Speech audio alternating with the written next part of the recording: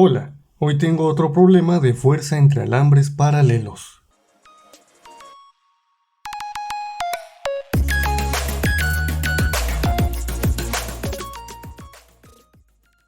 Muy bien, aquí tenemos una vista frontal de lo que se plantea en el problema. Por aquí a un ladito les voy a colocar un dibujo con perspectiva para que puedan notar más detalles y puedan darse cuenta de por qué son 4 hilos los que sostienen a este arreglo, porque aquí pareciera que son solamente 2. No es así, lo estamos viendo de frente, por eso se eclipsan los 2 que están en la parte de atrás. Y bien, quiero hacer notar 2 detalles importantes sobre el ejercicio. Número 1, las corrientes tienen direcciones totalmente opuestas, es decir, esta va saliendo del plano de mi pizarrón, mientras que esta va entrando al plano del mismo. Eso quiere decir o implica que hay una fuerza de repulsión entre ambos alambres. Segundo detalle importante, nos va a hacer mucha falta durante el procedimiento saber la distancia que hay entre estos dos alambres.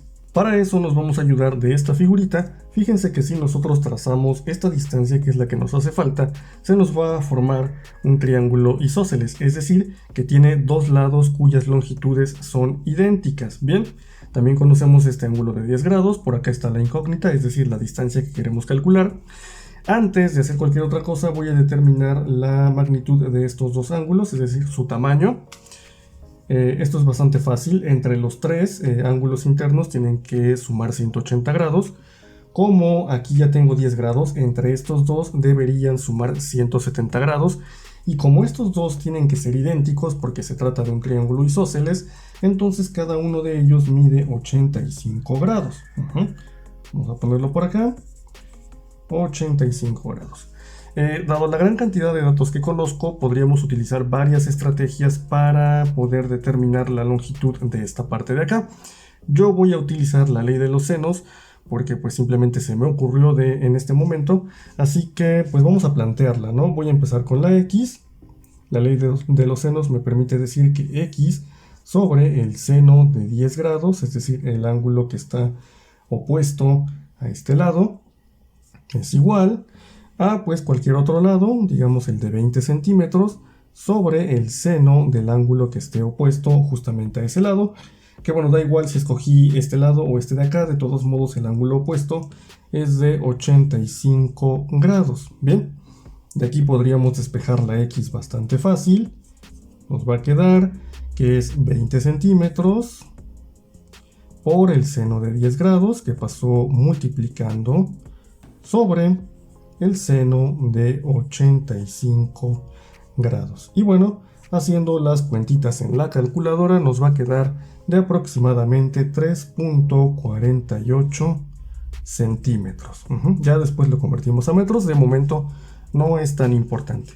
Listo, ya tenemos la distancia que hay entre los dos alambres. El siguiente paso será hacer un diagrama de cuerpo libre centrado en cualquiera de los dos alambres. Da completamente igual si ustedes escogen el alambre 1 o el alambre 2, la solución les va a salir idéntica a la que yo haga en este ejemplo. Yo voy a utilizar el alambre 1 y bien, la primera fuerza sobre ese alambre es su peso, que vamos a colocarlo para acá, verticalmente hacia abajo. Vamos a llamarlo W1, ahí está, primera fuerza. La segunda fuerza que debemos notar es la fuerza de repulsión que ejerce el alambre 2 sobre el alambre 1, que en este caso va hacia la izquierda.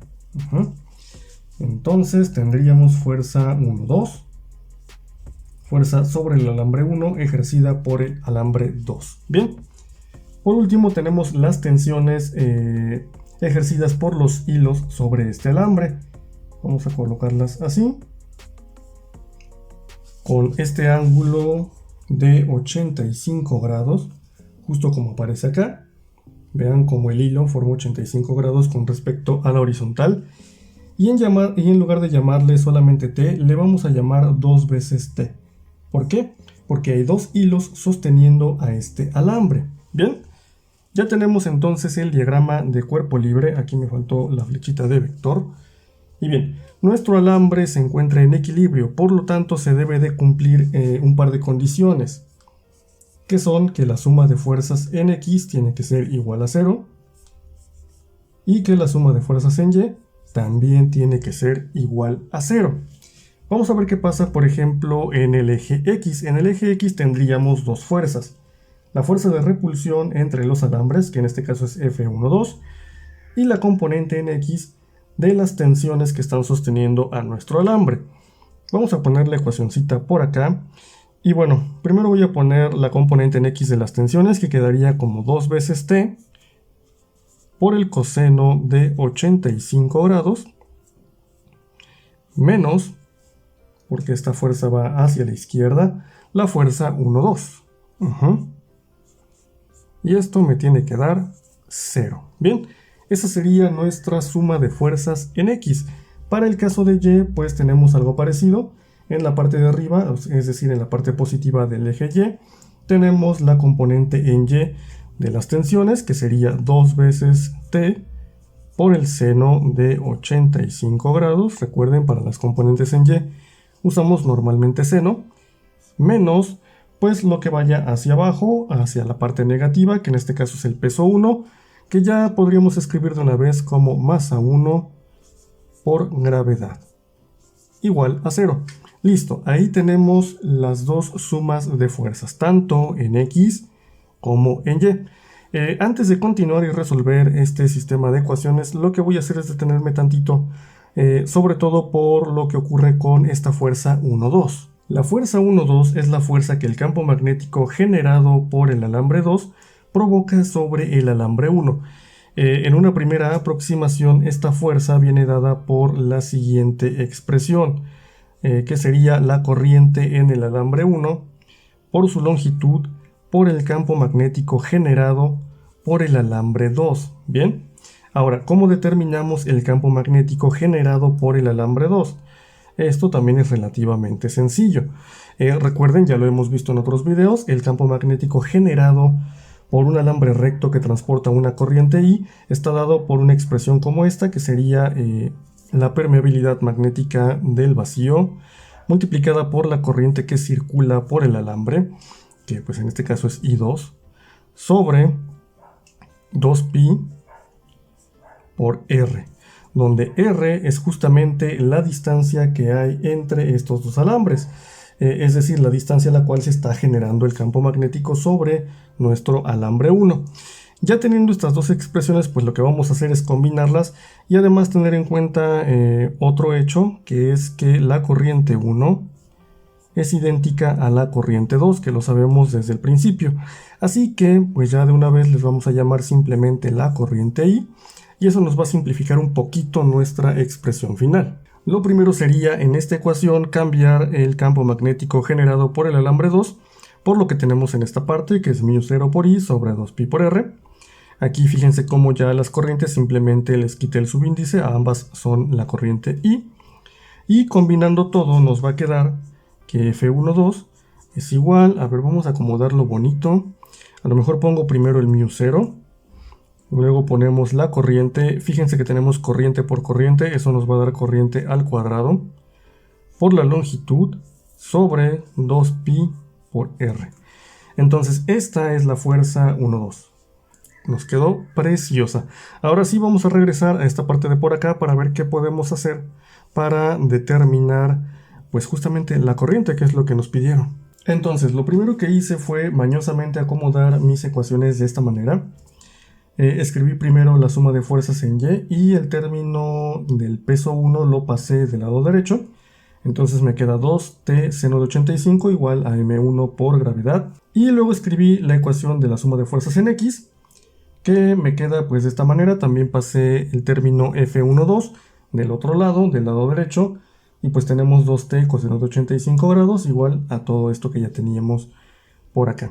Lo siguiente que vamos a hacer es muy simple, vamos a dividir ambas ecuaciones, es un truquito que ya hemos aplicado en otros videos, en otros problemitas, está bastante bonito y vamos a ver qué es lo que nos resulta. Nos va a quedar esta maravilla de expresión, fíjense cómo se pueden eliminar un montón de cosas, de inicio las tensiones hasta nunca, luego el seno de 85 grados, si nosotros lo dividimos entre el coseno de 85 grados, pues nos va a dar como resultado la tangente de 85 grados.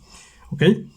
Esto es igual pues a todo lo que teníamos de este lado, 2pi por r por m1 por g sobre μ0 por i cuadrada por la longitud. Bien, ¿cómo es que nos quedó esta expresión de por acá? Acuérdense que el m1g estaba siendo dividido entre μ0 por i cuadrada por l sobre 2pi por r. Es decir, el 2pi por r era un denominador de otro denominador, por lo tanto podíamos pasarlo hasta arriba multiplicando al numerador que ya teníamos. Bien, de aquí lo único que vamos a hacer es despejar la corriente. El despeje está bastante simple, lo único que tenemos que hacer es primero intercambiar la i cuadrada con la tangente de 85, dado que están haciendo cosas opuestas. La i cuadrada está abajo dividiendo y la tangente de 85 podríamos decir que está multiplicando en la parte de arriba. Segundo, para quitarle el cuadrado a la corriente, pues simplemente sacamos raíz cuadrada de ambos lados y nos va a quedar esto. Fíjense cómo todo esto permaneció prácticamente idéntico y el único cambio es que ahora en lugar de aparecer la i cuadrada aparece una tangente de 85 en esta parte de abajo. En cuanto a la sustitución, también es bastante simple. Aquí están todos los valores que conocíamos desde un principio, la distancia que hay entre los dos alambres, la masa de cada uno de los alambres, la aceleración de la gravedad, el valor de μ0, la longitud de cada alambre y bueno, la tangente de 85 que ya la teníamos desde muchísimo antes. Ahora, ¿qué va a pasar con las unidades de inicio? Podemos eliminar estos metros que están arriba con estos metros que están abajo. Luego, tenemos kilogramos por metros sobre segundos al cuadrado. Eso son newtons, que es masa por aceleración. Y en la parte de abajo aún nos quedan teslas por metros sobre ampere. Teslas, metros y amperes. Por otro lado, a lo mejor lo voy a poner por acá. El Tesla, si recuerdan, está dado como newton sobre ampere por metro. Entonces, lo que vamos a hacer es meter esta definición de Tesla en la parte de acá. Vamos a ver si no se nos complica mucho. Pondríamos aquí los newtons que ya estaban. Y fíjense, serían newtons por metro sobre ampere por metro multiplicado por ampere. Eso nos da ampere cuadrado por metro, porque fue ampere por ampere, que son estos dos que tenemos acá. Bien. Podemos hacer varias eliminaciones, por ejemplo, este metro con este metro se puede ir, estos newtons con estos newtons también se van a ir, y lo único que nos va a quedar son los amperes cuadrados, que cuando les saquemos raíz cuadrada nos van a dar amperes, que son la unidad adecuada para la corriente. Ya haciendo las operaciones en la calculadora nos va a quedar que la corriente necesaria es de 99.77 amperes, ¿ok? Y con esa corriente habrá una fuerza de repulsión tal que el ángulo de separación entre estos dos hilos sea de 10 grados. Y bien, espero que esto les haya servido muchísimo, que hayan aprendido algo y nos vemos en el siguiente video.